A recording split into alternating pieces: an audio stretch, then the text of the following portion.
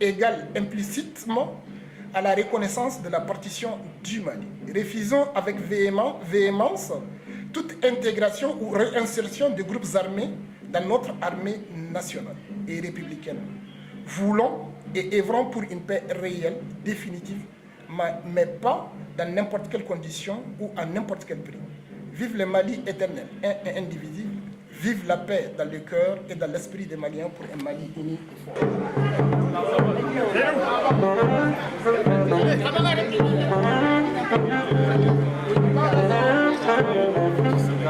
C'est le Mali! C'est le Mali! C'est le Mali! Vive le Mali! Mali!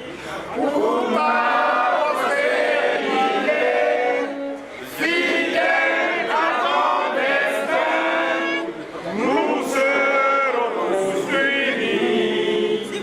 Un peuple une fois, pour une Afrique unie. Si l'ennemi découvre son front, au-delà ou au-dehors, debout les remparts, nous sommes résolus de mourir pour l'Afrique et pour toi, Mali. Notre amour c'est la liberté, pour l'Afrique et pour toi, Mali. Notre combat sera l'unité. Au Mali d'aujourd'hui, au Mali de demain, les chants fleurissent d'espérance, les cœurs vibrent de confiance.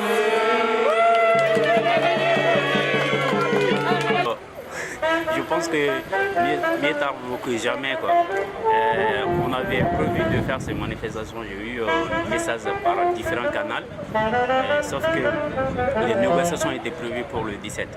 Donc, vaut mieux de manifester à l'avance que tard, quoi, que jamais. Donc, les manifestations, vu que ça a été reporté, donc je pense que la manifestation d'aujourd'hui vaut mieux la peine, parce que ça permet aussi de voir que non seulement, quel qu'en soit le pensée du gouvernement, ou que ce soit de la France ou ailleurs, nous, la population civile, on est contre cette négociation qui est vraiment un peu hasardeuse. Les Maliens, c'est nous, donc il faut se bouger. Et il y a des questions que tout le monde se pose, les réponses ne viennent pas. Ça fait maintenant depuis 2012 que le problème est là, on n'a pas forcément de réponse des autorités maliennes, on les attend. Donc aujourd'hui tout le monde est là pour avoir des réponses, on espère avoir des réponses des officiels. Donc on attend et vive le Mali. Je suis entièrement satisfait parce qu'il y a une mobilisation qui se poursuit.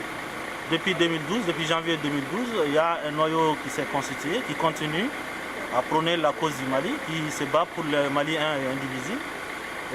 Malgré les années, malgré un certain nombre de lueurs d'espoir qui ont pointé, ce noyau a continué et continue d'être vigilant. Donc le nombre de personnes présentes ici constitue un effet, il va y avoir un effet boomerang. Donc moi je suis vraiment satisfait et surtout que nous avons entendu un message, nous avons transmis un message qui va être transmis en haut lieu, là où il faut. Parce que la question aujourd'hui est de savoir comment tout le peuple malien va contribuer à la construction de la paix. Les débats, les discussions, les accords, tout le reste c'est un détail.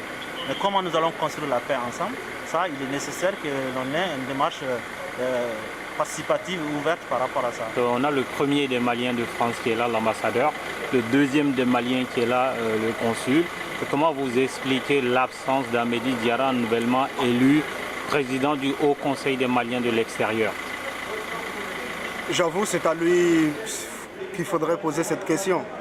Moi, tout ce que je pourrais dire ne peut être que spéculation. Son absence, je ne la comprends pas, à moins qu'il ne s'inscrit pas dans la lutte de terrain que les Maliens de France mènent depuis 2012 pour défendre la cause du Mali.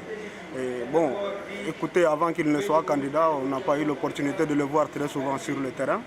Et personnellement, en tant qu'homme de terrain, j'ai la modestie quand même d'avoir organisé beaucoup d'événements comme ça. Et à part quelques rares exceptions, nous n'avons pas eu l'occasion de le voir sur le terrain. Est-ce qu'on peut s'attendre pendant la durée de son mandat à une erreur de casting des Maliens de France? Moi, j'évite toujours de juger a priori. Je ne juge pas a priori. Maintenant, il y a eu une élection qui a eu lieu. Nous avons dit en son temps ce que nous pensons du processus. Et maintenant, ce processus a abouti à ce que ce soit lui qui soit élu. On va le voir à l'œuvre. Une chose est sûre, c'est que nous, notre mobilisation, elle continuera. Et cette mobilisation a permis à beaucoup de Maliens de comprendre beaucoup de choses. Nous osons espérer que les Maliens seront vigilants par rapport à des actes qu'il aura à poser. Je souligne quand même que, bon, apparemment, il y a son bureau qui vient d'être mis en place il n'y a pas longtemps. Après nous avoir présenté l'élection du 24 mai comme étant, si ça ne se tenait pas à cette date, ce serait la fin du monde. On a attendu près de 2 mois avant que ce bureau puisse être mis en place. Dans des conditions qui ne sont pas vraiment démocratiques. Voilà, donc voilà ce que je peux dire. J'espère que dans l'intérêt des Maliens de France, qu'il aura au moins à présenter un bilan au bout de ces 5 ans. Bon, qu'il soit servi quelque chose ou pas, nous sommes venus en tant que Maliens pour montrer notre colère à nos autorités. Parce que le problème, elle est durée depuis 2012. Donc, à chaque fois qu'il y a quelque chose qui va pas, il faut que nous, les Maliens, en France, on s'élève pour montrer notre colère et ce qu'on veut à notre autorité. C'est ça notre rôle, qu'il soit abouti quelque chose ou pas.